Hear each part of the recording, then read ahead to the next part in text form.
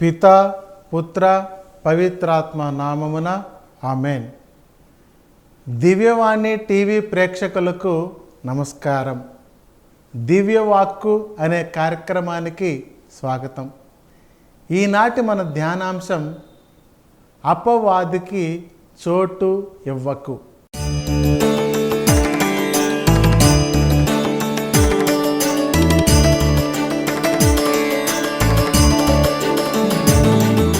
మన జీవితంలో అపవాదికి చోటిస్తే కలిగే అనర్థాల గురించి మనం ధ్యానించబోతూ ఉన్నాం.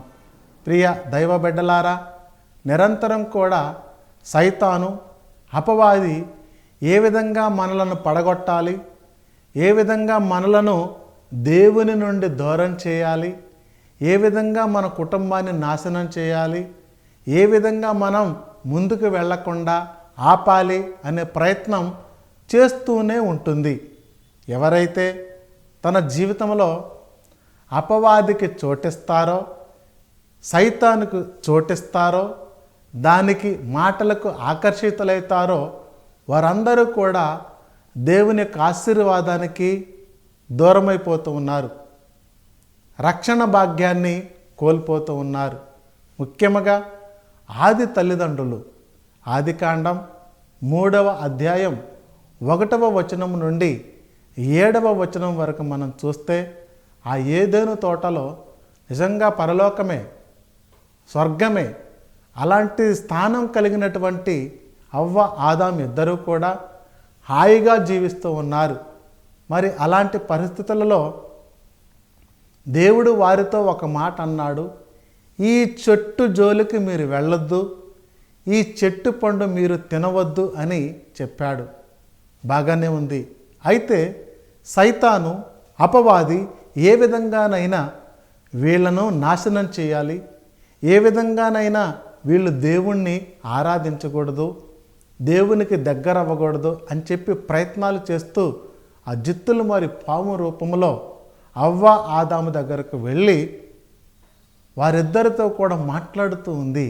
ఇదిగో ఈ చెట్టు పండు తినవద్దన్నాడు ఆ దేవుడు, ఒకవేళ అది మీరు తింటే ఆయన కంటే గొప్పవాళ్ళు అవుతారు అని చెప్పి నానా రకాలుగా శోధిస్తూ ఉంటే ఆ శోధనకు పడిపోయారు ఇద్దరు కూడా నిర్ణయం చేసుకున్నాడు. ఆ చెట్టు పండు ఎలాగైనా సరే తినాలి అని చెప్పి ఆ చెట్టు పండును తిన్నారు. దేవుని యొక్క శాపానికి గురి అయ్యారు. దేవుడు ఏదోను తోట నుండి వారిద్దరినీ కూడా వెళ్ళగొట్టాడు.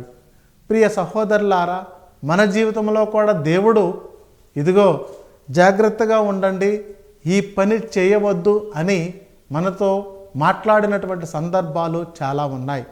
హాస్పిటల్కి వెళితే డాక్టర్ గారు అన్నారు, ఇక తాగవద్దు, తాగితే నువ్వు చనిపోతావు అని చాలా సందర్భాలలో అనే ఉంటారు. అయినా సరే వారికి మంచి ఆరోగ్యం వచ్చిన తర్వాత మరలా తాగడం మొదలుపెట్టి తమ ఆరోగ్యాలు తామే నాశనం చేసుకుంటూ ఉన్నాడు. ఈ మధ్య ఒక కొడుకు హాస్పిటల్లో ఉంటే ఇక డాక్టర్ గారు అన్నారు, మా చేత కాదమ్మా అని చెప్తే ఆ తల్లి వెంటనే ఫాదర్ గారికి ఫోన్ చేసి, అయ్యా ఒక్కసారి హాస్పిటల్కి వచ్చి ప్రార్థన చేయండి, నా కొడుకు చావు బతుకుల మధ్య ఉన్నాడు, ప్రార్థన చేయండి అని అడిగితే వెంటనే గురువు అక్కడికి వచ్చి ఆ బిడ్డను సమర్పించి ప్రార్థన చేశాడు. అయితే ఫాదర్ గారు ప్రార్థన చేసి ఇంటికి వచ్చిన తరువాత 2వ రోజు ఆ కొడుకు చనిపోయాడు. ఆ తల్లి ఆ శవం మీద పడి అడుగుతూ ఉంది, దేవుడు నాకు అన్యాయం చేశాడని అడుగుతూ ఉంది. ప్రియులారా, అసలు ఏం జరిగిందా అని ఆరా తీస్తే ఆయన తన 12వ సంవత్సరంలోనే త్రాగుడు మొదలుపెట్టాడు. తాగి 20 సంవత్సరాలు రాకముందే తన కిడ్నీలు, తన ఊపిరితిత్తులు అన్నీ కూడా పాడైపోయి డాక్టర్లు కూడా ఏం చేయలేనటువంటి పరిస్థితులలో ఆ బిడ్డ చనిపోయాడు. గమనించారా?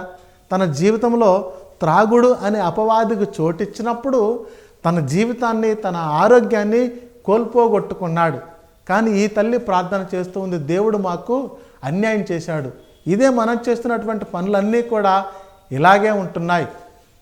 చేయవద్దని పని చేస్తూ ఉన్నాం, వెళ్ళన్నద్దు అన్న చోటకి వెళుతూ ఉన్నాం, అక్కడికి వెళితే నీ జీవితం నాశనం అని చెప్తే అక్కడికే వెళుతూ ఉన్నాం. ఇది మంచిది కాదు. అందుకనే మన జీవితాలు నాశనం అయిపోతూ ఉన్నాయి. పిల్లలు కూడా తల్లిదండ్రులు వాళ్ళతో మాట్లాడద్దు, వీళ్ళతో మాట్లాడద్దు అని చాలా సందర్భాలలో చెప్పే ఉంటారు.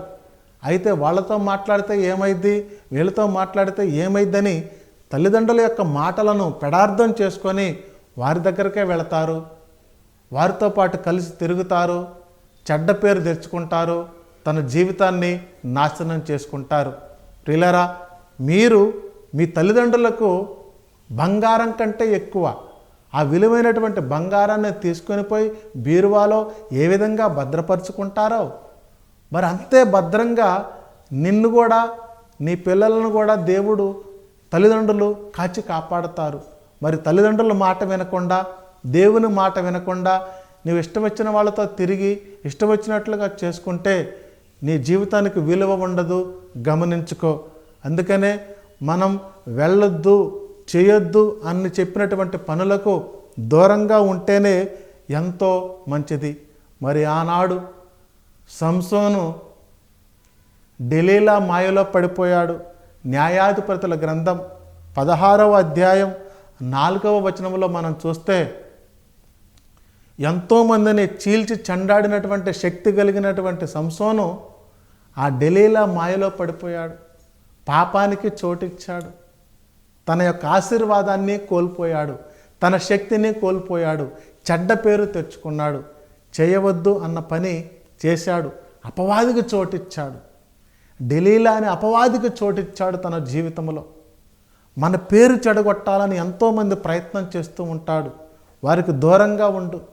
నీ యొక్క జీవితాన్ని నాశనం చేయాలని ఎంతోమంది ప్రయత్నం చేస్తూ ఉంటారు.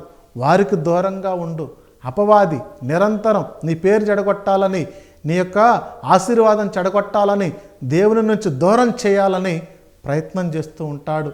ఈనాడు సంసోను అపవాదికి చోటిచ్చి దేవుని యొక్క శాపానికి గురి అయ్యాడు, మరణించాడు.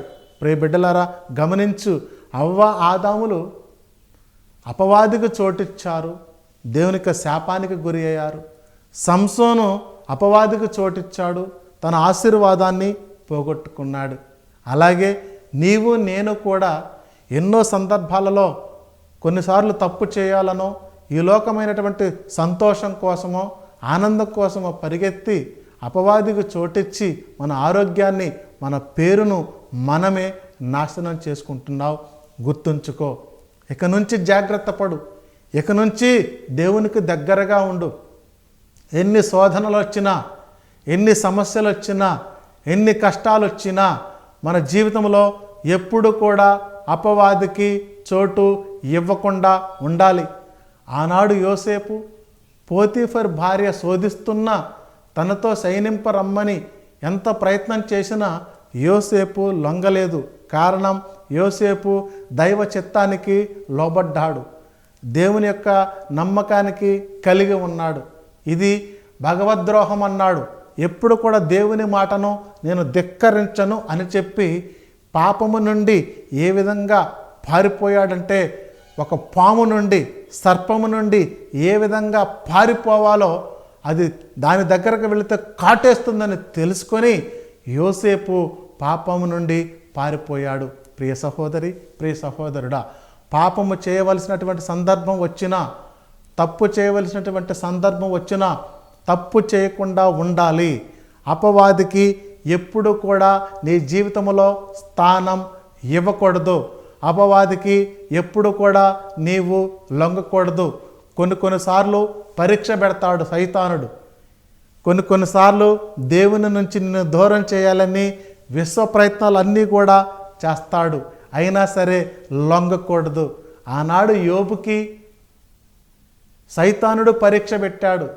దేవుడు సైతానుడు మాట్లాడుతూ ఉన్నారు. యోబు గ్రంథం 1వ అధ్యాయం 6వ వచనం నుండి మనం చూస్తే, ఇదిగో యోబు నమ్మకమైన వాడు, యోబు విశ్వాసం కలిగిన వాడు, భయభక్తులు కలిగిన వాడని దేవుడు ఎన్నో గొప్ప బిరుదులు ఇచ్చాడు.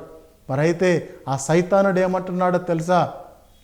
నీవు యోబుకి అన్యాయం చేయలేదు కాబట్టి, అడిగిందల్లా ఇస్తున్నావు కాబట్టి నిన్ను ప్రేమిస్తున్నాడు, నిన్ను ఆరాధిస్తున్నాడు, నిన్ను గౌరవిస్తున్నాడు, నీతో పాటే ఉంటున్నాడు.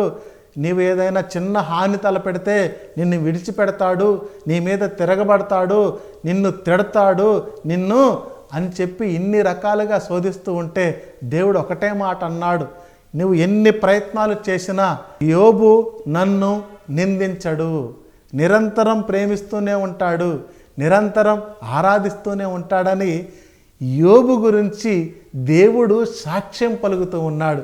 ప్రియ సహోదరి, ప్రియ సహోదరుడా, ఎంత గొప్ప మాటలండి యోబు గురించి దేవుడు పలుకుతూ ఉన్నాడు. మరి ఆ దేవుడు మన గురించి ఇవే మాటలు పలుకుతాడా లేదా ఒక్కసారి ఆలోచన చేద్దాం. మరి దేవుడు ఇతడు పనికిరానివాడు అని చెప్తాడేమో, ఇతడు పాపాత్ముడు అని చెప్తాడేమో. కారణం మనం చేస్తున్నటువంటి పనులు, మన ప్రయత్నాలు అలాగే ఉన్నాయి. అలా కాకుండా యోబు లాంటి జీవితం జీవిద్దామా?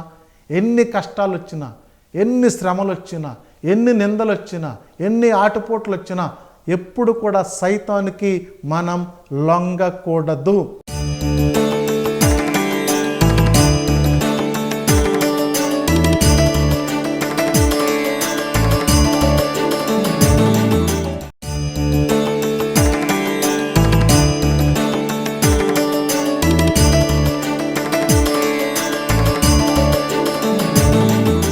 అయితే యోబు ఒక నిర్ణయం తీసుకున్నాడు.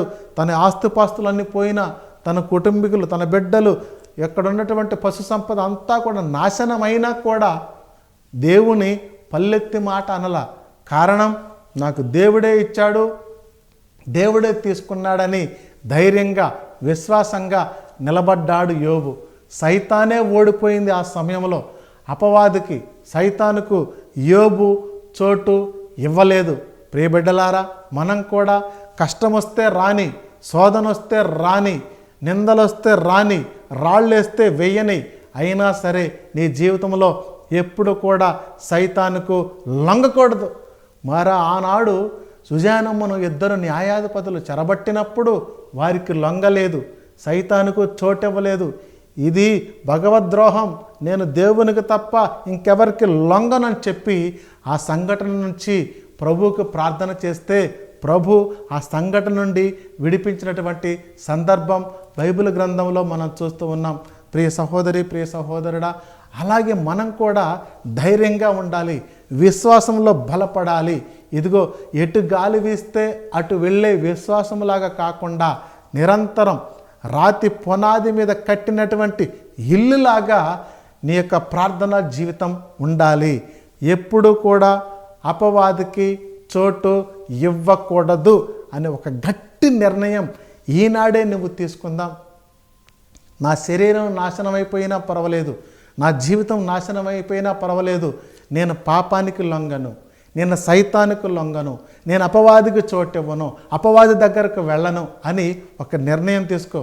ఫ్రెండ్స్ ఉంటారు, ఫ్రెండ్స్ నీ జీవితాన్ని నాశనం చేయాలని, ఇదిగో ఏం కాదు కొంచెం తాగినా పర్వాలేదు, ఈ సిగరెట్ తాగు, సినిమాకి వెళదాం, షికార్లకు వెళదాం అని నిన్ను నాశనం చేసే ప్రయత్నం చేస్తూ ఉంటాడు. అయినా సరే ఇది నేను రాను, నేను ప్రార్థన చేసుకోవాలి, నేను ప్రార్థనకు వెళ్ళాలి, నేను దేవుని బిడ్డను అని చెప్పి వారితో గట్టిగా చెప్పాలి. మనం ఈ లోకానికి, దేవుని యొక్క ప్రార్థనా జీవితానికి మన మాటల ద్వారా, మన ప్రవర్తన ద్వారా తేడా చూపించాలి.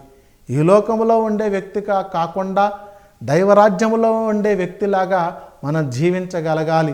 మరి అంత గొప్ప విశ్వాసం కలిగిన వాడు కాబట్టే పోతీఫర్ భార్య యొక్క ఆ శోధనకు లొంగలేని యోసేపులాగా నువ్వు మారిపోవాలి. ప్రియ బిడ్డ, ప్రియ సహోదరులా, అంత గొప్ప విశ్వాసం నీలో ఉంటే, అంత గొప్ప దైవభక్తి మనలో ఉంటే మనం తేలికగా ఈ సమస్యల నుంచి బయటపడగలం. మరి ఆనాడు యేసు ప్రభు ఇదిగో 40 రోజుల పాటు కూడా ఉపవాసం ఉండి ఆ కొండ దిగి క్రిందికి వస్తే యేసయ్యనే శోధిస్తూ ఉంది సైతానుడు. లోకా శుభవార్త 4వ అధ్యాయం 1వ వచనము నుండి 13వ వచనం వరకు మనం చూస్తే సైతానుడు ఎన్నో రకాలుగా యేసయ్యను శోధిస్తూ ఉన్నాడు. ఈ రాళ్లను రొట్టెలుగా చేసుకొని తినమన్నాడు. ఇదిగో దేవునికి నువ్వు దూరంగా ఉండాలి, దైవ కార్యాలకు నువ్వు దూరంగా ఉండాలని సైతానును ఎన్నో రకాలుగా హెచ్చరించాడు. ఈ రాజ్యమంతా నీకు ఇస్తానన్నాడు. ఈ రాజ్యం దేవునికి సంబంధించింది, నీకు సంబంధించింది కాదు అని సైతానుతో ఇదిగో వార్నింగ్ ఇచ్చాడు దేవుడు. ప్రియ బిడ్డలారా, మనం కూడా మన జీవితంలో వచ్చే సైతానుకు వార్నింగ్ ఇవ్వాలి, అపవాదికి వార్నింగ్ ఇవ్వాలి. ధైర్యంగా మనం నిలబడగలగాలి. ప్రతి క్షణం మన మాటల ద్వారా ఎంతోమంది మనతో చక్కగా మాట్లాడతారు. మన రహస్యాలన్నీ కూడా వాళ్ళతో చెప్పుకుంటూ ఉంటాం. ఆ రహస్యాలు తీసుకువెళ్ళి తోటి వారికి, వాళ్ళకి వీళ్ళకి చెప్పి నీ యొక్క పేరును చెడగొడతారు. ఇంకా కొంతమంది ఇదిగో కొంచెం తాగు పర్వాలేదంటారు, నీకు త్రాగుబోతనే పేరు తీసుకొస్తారు. నీ ఆరోగ్యాన్ని పాడు చేసే ప్రయత్నం చేస్తారు. ఏం కాదు పర్వాలేదని చెప్పి వ్యభిచారానికి పురుగొల్పుతారు. అపవాదికి చోటు ఇవ్వమంటారు. అయినా సరే ఇవ్వకుండా నీవు ధైర్యంగా ఉండాలి, దేవుని బిడ్డలాగా ఉండాలి. నీ జీవితంలో ప్రార్థన ఉంటే నీవెప్పుడు కూడా ఎన్ని కష్టాలు వచ్చినా, ఎన్ని శోధనలు వచ్చినా, ఎన్ని గొడవలు వచ్చినా అపవాదికి లొంగవు. నిన్ను పడగొట్టే ప్రయత్నం అనుక్షణం చేస్తూ ఉంటారు. ఈనాటి రోజుల్లో నమ్మకమైన వాళ్ళు ఏ ఒక్కళ్ళు కూడా లేరు. స్నేహితులు అనేవాళ్ళు ఆ స్నేహబంధానికి అసలు విలువే లేకుండా పోయింది. కారణం అపవాది ఏ ప్రయత్నం చేయాలో ఆ ప్రయత్నాలన్నీ కూడా చేస్తూనే ఉన్నాడు దేవుని నుంచి దూరం చేయడానికి. ఎన్నో గొడవలు జరుగుతూనే ఉన్నాయి. ప్రార్థనకు వెళ్ళినా, బైబిల్ పట్టుకున్నా ఎన్నో సమస్యలు వస్తూ ఉన్నాయి.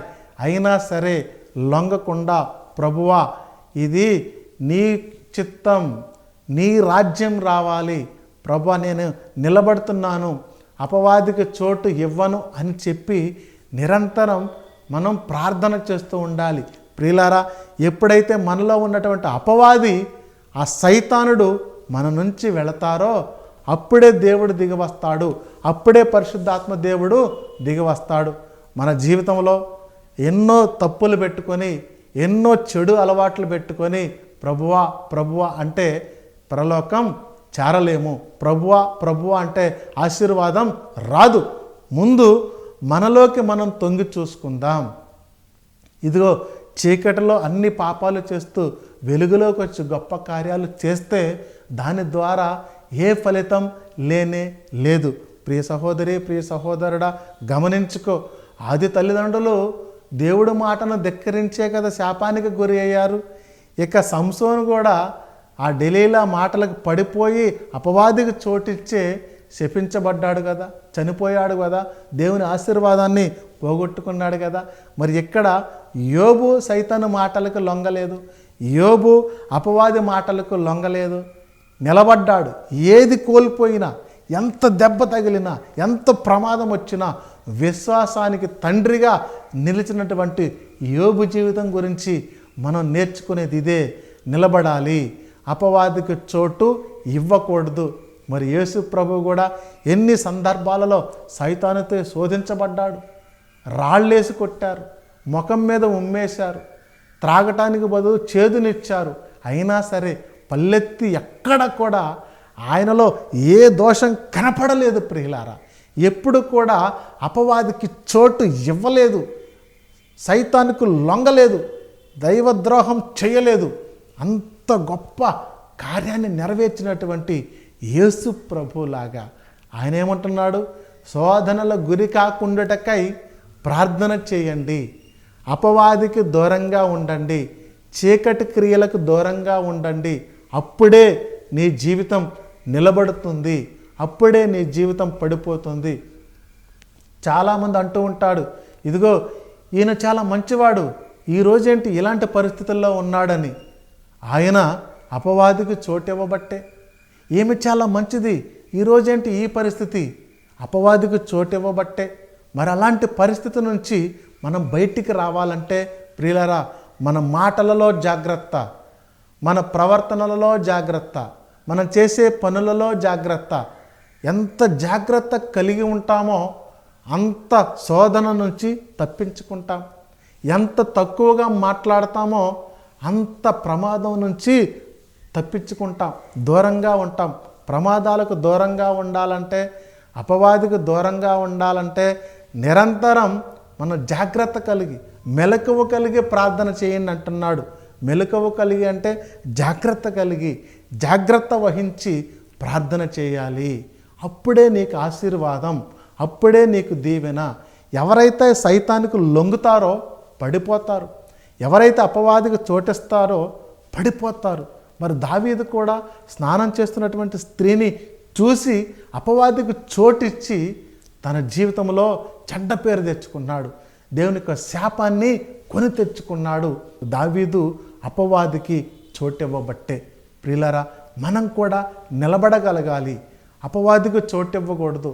అది మరి ఆనాడు ఈ అపవాది ఏ రకంగా వచ్చిందంటే, ఆహారం ద్వారా అపవాది, డబ్బు ద్వారా అపవాది, సంతోషంలో అపవాది, అన్ని రకాలుగా మనలను పడగొట్టే ప్రయత్నం, చాలా స్వీట్గా ప్రయత్నం చేసిద్ది సైతాను. మరి మనం చిన్న విషయాలలో జాగ్రత్త పడితేనే, చిన్న విషయాలలో జాగ్రత్త వహిస్తేనే, చిన్న విషయాలలో మెలకువ కలిగి ఉంటేనే పెద్ద ప్రమాదం నుండి తప్పించుకోవచ్చు. సైతాను పని ఒక్కటే, దైవరాజ్యాన్ని పడగొట్టడం, దేవుని మనలను దూరం చేయడం. కానీ ఆ పరిస్థితికి మనం రాకుండా ఉండాలంటే ఎప్పుడు కూడా ప్రార్థన అనే కోటను మన చుట్టూ నిర్మించుకోవాలి. అప్పుడు అపవాది దూరాలంటే భయం. అమ్మో, ఈయన ప్రార్థన చేస్తాడు, వెళ్ళకూడదు. ఈయన జపమాల చెప్తాడు, వెళ్ళకూడదు. ఈయన దగ్గర దైవశక్తి ఉంది, వెళ్ళకూడదని సైతాను నిన్ను చూసి భయపడాలి, యోబును చూసి భయపడినట్లుగా. అంత గొప్ప శక్తి నీకు కావాలంటే, అంత గొప్ప ఆశీర్వాదం నీకు కావాలంటే ఎప్పుడు కూడా మన జీవితంలో అపవాదికి, సైతానుకు చోటు ఇవ్వకూడదు. పిల్లరా, చూసారా మళ్ళొక్కసారి ఆది తల్లిదండ్రులు సైతానుకు, అపవాదికి చోటిచ్చారు, దేవుని నుండి దూరమయ్యారు. సంసోను అపవాదికి చోటిచ్చాడు, దేవునికి శాపానికి గురి అయ్యాడు. కానీ యోబు అపవాదికి చోటు ఇవ్వలేదు, దేవునిచే దీవించబడ్డాడు. యోసేపు అపవాదికి చోటు ఇవ్వలేదు, దేవునిచే దీవించబడ్డాడు. యేసయ్య కూడా అపవాదికి చోటు ఇవ్వలేదు, గొప్ప దేవుడిగా పేరు తెచ్చుకున్నాడు. అంత గొప్ప భాగ్యం, ఆ గొప్ప ఆశీర్వాదం మనకు కావాలంటే అపవాదికి దూరంగా ఉండు, దేవునికి దగ్గరగా ఉండు. చిన్న ప్రార్థన చేద్దామా? కరుణగల తండ్రి, ప్రేమగల యేసయ్య, మా జీవితంలో అనుక్షణం అపవాదికి చోటిస్తూనే ఉన్నాం, పాపములో పడిపోతూనే ఉన్నాం, త్రాగుడులోనో వ్యభిచారములోనో ఈ లోక ఆశలలోనో పడిపోతూ ఉన్నాం. ప్రభువా, ఎక్కడి నుంచి నేను అపవాదికి లోబడకుండా, అపవాదికి లొంగకుండా నీ శక్తి మాకు కావాలి. ముఖ్యంగా దివ్యవాణి టీవీ ప్రేక్షకులు అపవాదికి లొంగకుండా, సైతానికి లొంగకుండా నిరంతరం నీ యొక్క ప్రేమలో, నీ యొక్క రక్షణలో జీవించే భాగ్యాన్ని వారికి దయచేయండి ప్రభువా. అడుగుడి ఇవ్వబడునన్నావు ప్రభువా, మేము అడుగుతున్నామయ్యా. ఈ యొక్క బిడ్డలందరినీ కూడా పేరు పేరున మీరు దీవించి ఆశీర్వదించండి. స్వస్థతను దయచేయండి, ఆశీర్వాదాన్ని దయచేయండి, తెలివితేటలు దయచేయండి, జ్ఞానాన్ని దయచేయండి, మరియు ముఖ్యంగా విశ్వాసాన్ని దయచేయండి ప్రభువా. ఈ మా మనవులన్నీ కూడా మా ప్రభువు, మా రక్షకుడైన యేసు క్రీస్తు అతి శ్రేష్టమైన నామములో ప్రార్థన చేస్తూ ఉన్నాం తండ్రి. ఆమెన్. Praise the lord.